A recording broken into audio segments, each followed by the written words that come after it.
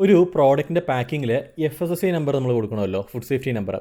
ഇത് ശരിക്കും ആരുടെയൊക്കെയാണ് കൊടുക്കേണ്ടത്, എങ്ങനെയാണ് കൊടുക്കേണ്ടത്, ഇതുമായി ബന്ധപ്പെട്ടുള്ള സംശയങ്ങൾ സാധാരണയായിട്ട് വരാറുണ്ട്. അപ്പോൾ നമുക്കൊന്ന് നോക്കാം.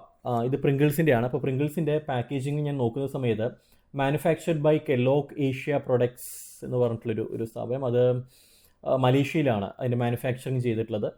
And import and marketed by Kellogg India private limited, ഇന്ത്യയിലുള്ള കെല്ലോഗിൻ്റെ സ്ഥാപനം.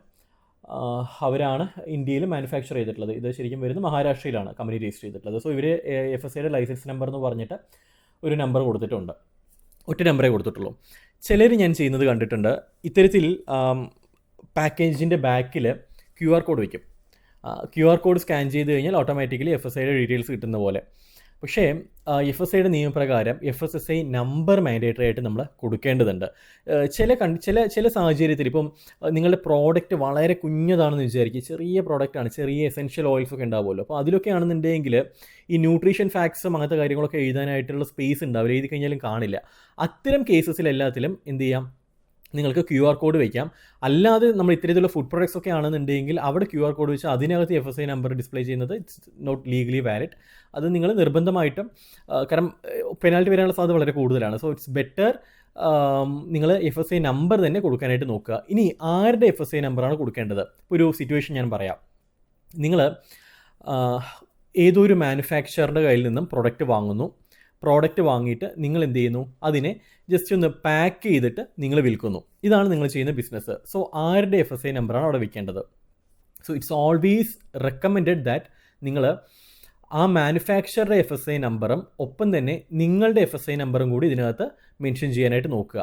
ഓക്കെ, കാരണം രണ്ട് സ്ഥലത്ത് ഇത് പ്രൊഡക്ഷൻ നടക്കുന്നുണ്ട്. FSAI എന്ന് പറയുന്നത് എപ്പോഴും ലൊക്കേഷൻ സ്പെസിഫൈ ചെയ്തിട്ടുള്ള ലൈസൻസ് ആണ്.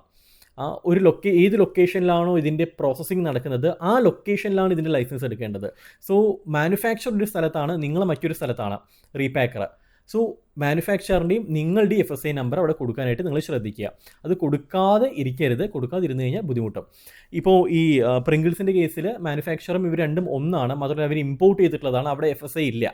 ഇമ്പോർട്ട് ചെയ്ത് കഴിഞ്ഞാൽ ഇവിടെ എന്ത് ചെയ്യുന്നു, അവരൊരു പക്ഷേ ട്രേഡിംഗ് മാത്രമേ ചെയ്യുന്നത്, പാക്കിംഗ് എല്ലാം അവിടെ നിന്നാണ്, മലേഷ്യയിൽ നിന്നാണ് ചെയ്തിട്ടുള്ളത്. ഇവിടെ ട്രേഡിംഗ് മാത്രമാണ് ചെയ്യുന്നത്. സോ ഈ ട്രേഡറിൻ്റെ FSAI നമ്പർ അവിടെ നിർബന്ധമായിട്ടും കൊടുക്കണം, അതവർ കൊടുത്തിട്ടുമുണ്ട്. അപ്പം ഇത് എപ്പോഴും മറക്കാതിരിക്കുക. ഇനി എപ്പോഴും വരുന്നൊരു പ്രശ്നമാണ് നിങ്ങളുടെ മാനുഫാക്ചറർ. ഓക്കെ, ആ മാനുഫാക്ചറർ നിങ്ങൾക്ക് പ്രൊഡക്റ്റ് പ്രൊവൈഡ് ചെയ്യുന്നു, എന്നിട്ട് ഈ മാനുഫാക്ചറുടെ FSSAI ചോദിച്ചു കഴിഞ്ഞാൽ ചിലപ്പോഴെങ്കിലും അവർ തരാൻ മടിക്കും. ചില ക്ലയൻസ് എന്നോട് പറഞ്ഞുള്ള കാര്യമാണ്, FSAI നമ്പർ തരുന്നില്ല. അപ്പോൾ FSAI നമ്പർ എന്ന് പറയുന്നത് ഒരു സീക്രട്ട് ആയിട്ടുള്ള ഒരു കോൺഫിഡൻഷ്യൽ നമ്പറൊന്നും അല്ല, അത് പബ്ലിക്കലി കാണിക്കേണ്ടതാണ്. അവരുടെ സ്ഥാപനത്തിൽ തന്നെ അതൊരു ഡിസ്പ്ലേ ചെയ്യേണ്ട നമ്പറാണത്. അപ്പോൾ അതെന്തുകൊണ്ട് തരുന്നില്ല എന്നുള്ളതൊരു ചോദ്യമാണ്. പിന്നീട് ഞാൻ ചില അവരുടെ ഈ കമ്പനി നെയിം വെച്ചുകൊണ്ട് എനിക്ക് ഇത് ചെക്ക് ചെയ്യാനായിട്ട് കഴിയും, അതായത് അവർ FSAI നോക്കാനായിട്ട് കഴിയും. അങ്ങനെ നോക്കുന്ന സമയത്താണ് ഒന്നില്ലെങ്കിൽ ഇത് എക്സ്പയർഡ് ആയിട്ടുണ്ടാവും, ഇവർ റിന്യൂ ചെയ്തിട്ടുണ്ടാവില്ല. അതല്ല എന്നുണ്ടെങ്കിൽ ഇവർ ഇത് ബേസിക് രജിസ്ട്രേഷൻ ആയിരിക്കും. ബേസിക് രജിസ്ട്രേഷൻ എന്ന് വെച്ച് കഴിഞ്ഞാൽ സാധാരണ ചെറിയ ബിസിനസ്സൊക്കെ ചെയ്യുന്ന പരിപാടിയാണത്. ശരിക്കും അത് വെച്ചുകൊണ്ട് ഇത്തരത്തിലുള്ള മാനുഫാക്ചറിംഗ് യൂണിറ്റ് റൺ ചെയ്യാൻ കഴിയില്ല. അവിടെ സ്റ്റേറ്റ് ലൈസൻസ് എടുക്കേണ്ടതായിട്ട് വരും, അല്ലെങ്കിൽ സെൻട്രൽ ലൈസൻസിലേക്ക് പോകേണ്ടതായിട്ട് വരും. അപ്പം ഈ ബേസിക് രജിസ്ട്രേഷൻ എടുത്തിട്ട് അവർ ഈ പറയുന്ന പരിപാടി ചെയ്യുന്നതായിരിക്കാം. അത് വെച്ച് നിങ്ങൾ റീപാക്ക് ചെയ്തിട്ട് വിറ്റ് കഴിഞ്ഞാൽ എന്തെങ്കിലും ഒരു പ്രശ്നം വന്നു കഴിഞ്ഞാൽ അത് നിങ്ങൾക്ക് കൂടെ ബാധകമാകും. അതുകൊണ്ട് എപ്പോഴും അവരുടെ ലൈസൻസ് ഏതാണെന്നുള്ളത്, അത് ശരിക്കും സ്റ്റേറ്റ് ലൈസൻസ് ആണ്, അത് വാലിഡ് ആണെന്നുള്ളത് ഉറപ്പാക്കുക. കാരണം സ്റ്റേറ്റ് ലൈസൻസ് കിട്ടണമെന്നുണ്ടെങ്കിൽ കുറച്ച് പണിയാണ്. ഹൈജീൻ കൃത്യമായിട്ട് മെയിൻറ്റെയിൻ ചെയ്തിട്ടുണ്ടാവണം, അത് സ്ഥാപനത്തിൻ്റെ ഫോട്ടോഗ്രാഫ്സ് അപ്ലോഡ് ചെയ്യണം, വാട്ടർ ടെസ്റ്റ് ചെയ്തിട്ടുള്ള റിപ്പോർട്ട്, അങ്ങനെയുള്ള കുറേ ഫോർമാലിറ്റീസ് ഉണ്ട്. ഇതെല്ലാം പാസ്സായി കഴിഞ്ഞാൽ FSAIയുടെ സ്റ്റേറ്റ് ലൈസൻസ് കിട്ടത്തുള്ളൂ. അപ്പം അത് ഇല്ലാത്ത ടീംസാണ് പലപ്പോഴും ഇത് തരാനായിട്ട് മടി കാണിക്കുന്നതാണ് ഞാൻ മനസ്സിലാക്കിയിട്ടുള്ളത്. സോ ഇതെപ്പോഴും ചോദിച്ച് മനസ്സിലാക്കുക. ആൻഡ് മാൻഡേറ്ററി ആയിട്ടും ഈ മാനുഫാക്ചറുടെ അഡ്രസ്സ് അതിനകത്ത് വെക്കാനായിട്ട് നോക്കുക. കാരണം അല്ല എങ്കിൽ നിങ്ങൾക്ക് നാളെ പ്രൊഡക്റ്റിൻ്റെ പേരിൽ ഫുഡ് ഐറ്റം ആണ്, റൈറ്റ്, എന്ത് വേണമെങ്കിലും അൺഎക്സ്പെക്റ്റഡ് ആയിട്ടുള്ള കാര്യം സംഭവിക്കാം. സോ എന്തെങ്കിലും ഒരു പ്രശ്നം വന്നു കഴിഞ്ഞാൽ അത് നിങ്ങളെ ബാധിക്കരുത്, അത് അതിൻ്റെ മാനുഫാക്ചറിനെ ബാധിക്കാൻ പാടുള്ളൂ. അത് അങ്ങനെ തന്നെയല്ലേ വേണ്ടത്. സോ നിർബന്ധമായിട്ടും മാനുഫാക്ചറുടെ ഫുഡ് സേഫ്റ്റിയുടെ നമ്പർ കൂടി കൊടുക്കാൻ നോക്കുക. ഫുഡ് സേഫ്റ്റി ലൈസൻസ് നമ്പർ തന്നെ ആയിരിക്കണം. ബേസിക് രജിസ്ട്രേഷൻ വെച്ചുള്ള പരിപാടിയാണ് അവർ ചെയ്യുന്നുണ്ടെങ്കിൽ അവരങ്ങ് ഒഴിവാക്കിക്കോളൂ.